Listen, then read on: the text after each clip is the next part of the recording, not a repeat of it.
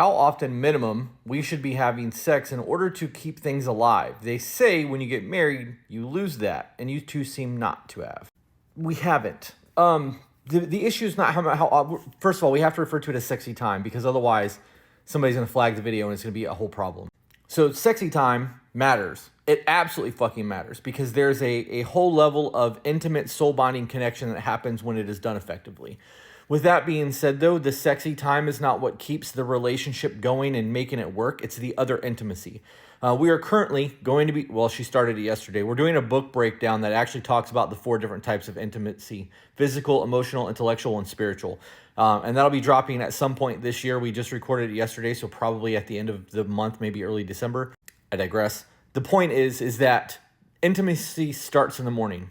If you are in the bathroom together, brushing your teeth, getting ready for work, having a quick touch, a love, a moment where you actually embrace each other and kiss, or kiss a trap muscle or bite a collarbone or whatever the case may be. If you get up before him or he gets up before you, having the coffee ready and greeting each other with nasty, sleep-deprived, fucking gross breath in the morning, like an embrace, a moment of silence with your foreheads together. Intimacy starts with text messages, with dirty photos. It starts with a whole lot more than simply having sexy time. Sexy time can be an unemotional, unattached thing simply to get a result.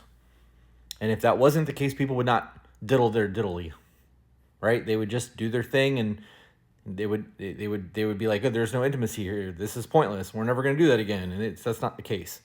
Intimacy is a whole lot more than sexy time. If you want your relationship to thrive and you want to not lose that, stay in love with your partner. Chase them, court them, take them on dates, buy them chocolate, buy them things. Do things that is going to make them know that you fucking care about them, and that you still well, that word's gone. You still cherish having them in your life. I really want to know where that thought was going. It just completely derailed with the validate thing. Anyways, intimacy is also more than all of that. There's the intellectual, there's the emotional, and the spiritual. And when it comes down to it, you need to be able to have honest conversations. You need to be able to pay compliments to your person.